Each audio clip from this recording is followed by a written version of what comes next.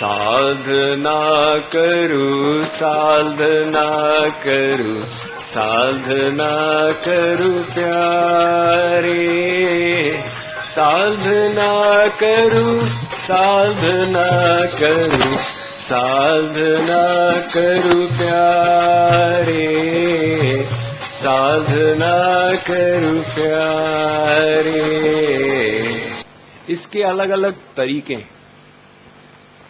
एक तरीका ये है कि आप सोचो भगवान आपके सामने साक्षात हैं। जैसे संसारी लोगों को देखते हो ऐसे साक्षात भगवान को अपने सामने देखो। पूरा शरीर नहीं देख पाते, कोई बात नहीं, एक अंग का ध्यान कर लो, उनके चरणों का, उनके मुख का, या केवल अनुभव करो। कुछ लोग कहते हैं साहब वो स्पष्ट नहीं दिखता, केवल अनुभव करो तो मन कम से कम टिका रहेगा। दूसरा उपाय है कि अपने हृदय में ध्यान करो। श्री कृष्ण हमारे हृदय में बैठे हैं। अब कुछ कहते हैं कि गुरु का ध्यान करें कि भगवान का करें, तो गुरु और भगवान एक है। आप चाहे केवल भगवान का कर दो, चाहे केवल गुरु का कर दो, चाहे ऐसा ध्यान करो कि गुरु के हृदय में भगवान बैठे हैं, या ऐसा ध्यान करो कि भगवान के हृदय में गुरु बैठे हैं, या दोनों को एक साथ बिठा के करो। लेकिन कभी भी दोनों में भेद मत मानो, वरना फिर वो नाम अपराध हो जाएगा। तो उनको एक मान के जैसे आपका मन लगाए वैसा आप ध्यान करते चले जाओ। मन को जो भाई बना लो, रूप वैसा प्यारे। मन को जो भाई बना लो, रूप वैसा प्यारे, रूप वैसा प्यारे।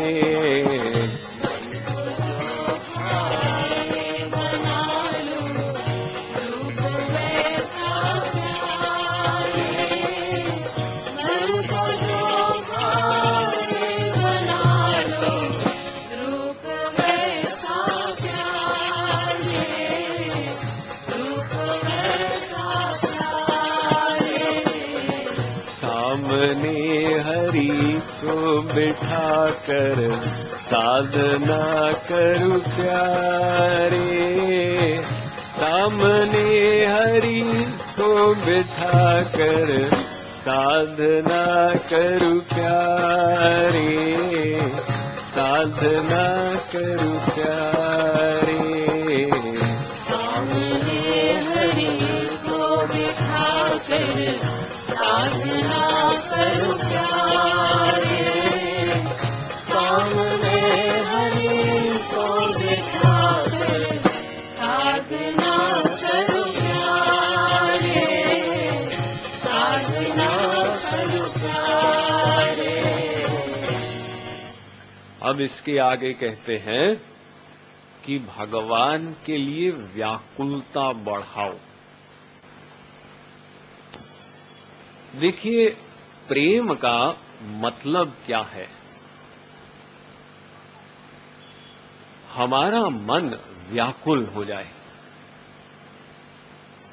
भगवान ने हमको एक इंद्रियां दी हैं और एक मन दिया।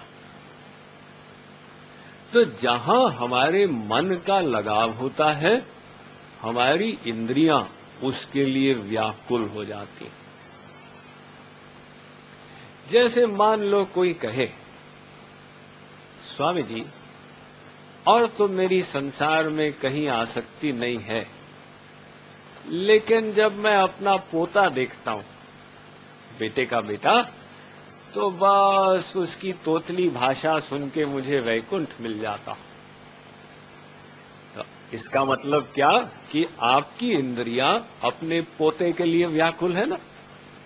इसका मतलब कि आपके मन का लगाव पोते में हो गया, और ऐसा लगाव हो गया है कि अगर बाबा लोग भी कहें कि भाई अब संसार की आसक्ति छोड़ के भगवान का भजन करो, तो लोग कहते हैं स्वामी जी हमारा बाल गोपाल है। अरे आप उससे जो प्रेम कर रहे हैं बाल गोपाल की भावना से नहीं कर रहे हैं, धोखे में मत रहिए। अगर आपकी ऐसी दृष्टि होती तो आपको सब में बाल गोपाल दिखते। वो जो नंगा बच्चा सड़क पे घूम रहा है उसमें भी बाल गोपाल दिखते, केवल अपने पोते में क्यों दिख रहे हैं? तो इंद्रियां जहां व्याकुल हो, अगर कोई कहे कि स्वामी जी बाकी तो कुछ नहीं, लेकिन जब आम रस हमारे सामने आता है तो मुख से लार गिरने लग जाती है ना, गुजरात में तो विशेष रूप से। तो देखिए आपकी इंद्रियां आम रस के लिए व्याकुल हो गई है ना, इसका मतलब आपके मन का अटैचमेंट आम रस में हो गया। तो अब हमें इसका उल्टा करना, अब हमें भगवान से प्रेम करना, मन का अटैचमेंट भगवान में करना। तो ये कैसे करेंगे? हमें अपनी इंद्रियों को भगवान के लिए व्याकुल बना देना। यानी आप जब रूप ध्यान करें तो व्याकुल हो जाएं। कब उनके दर्शन होंगे? वो त्रिभंगी लाल मुरली मनोहर रूप अब अपनी आंखों में परम व्याकुलता उत्पन्न करते हैं। अपने कर्णेंद्रियों की व्याकुलता, कब उनकी मुरली सुनाई देगी, वो दिन कब आएगा? अपने रसना की व्याकुलता, कब उनका प्रसाद पाएंगे? अपनी त्वचा की व्याकुलता, कब श्री कृष्ण का दिव्य आलिंगन करेंगे? अपनी नासिका की व्याकुलता, देखिए कृपालु जी महाराज ने श्री कृष्ण पर एक विशेष किताब लिखी है, श्री कृष्ण द्वादशी। आप लोग देखें श्री कृष्ण द्वादशी, मनगढ़ में देखे होंगे ना, उसमें वो श्री कृष्ण पर 12 पद लिखे। एक पद में केवल उनकी आंखों का निरूपण किए, एक में उनके मुकुट का, एक में उनके सुगंधी का। वो शरीर से 8 सुगंधी वो कैसे मिलती हैं, कैसे निकलती हैं। अब ये सब उनकी देन है, हमें पढ़ना चाहिए, समझना चाहिए। तो वो श्री कृष्ण के शरीर की दिव्य सुगंधी अब हम अपनी नासिका को व्याकुल कर दें कि वो सुगंधी हमें कैसे मिलेगी।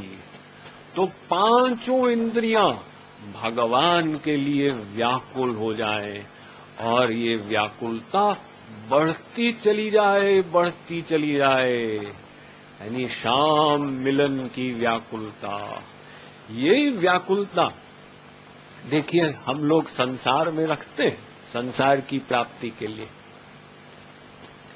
एक बार बादशाह अकबर वो कहीं पे नमाज पढ़ रहा था, तो नमाज पढ़ते समय वो चादर बिछा के उस पे बैठ के नमाज पढ़ते हैं और वो चादर को परम पवित्र मानते हैं। अब वहां से एक महिला भागी जा रही थी, उसका पति बाहर से आ रहा था, तो उसको मिलने के लिए वो जा रही थी। तो महिला ने ध्यान नहीं दिया कि बादशाह यहाँ पे नमाज पढ़ रहा है। महिला ने उसके चादर के ऊपर पैर रखा और भागती गई। तो अकबर का ध्यान भंग हुआ। अकबर ने कहा ये कौन ऐसी गुस्ताखी? उसने बीरबल से कहा कि बीरबल इस महिला को हमारे दरबार में पेश किया जाए। जांच की गई, वो महिला को पकड़ा गया और बादशाह अकबर के दरबार में उसको बुलाया गया। तो अब अकबर ने कहा उस महिला से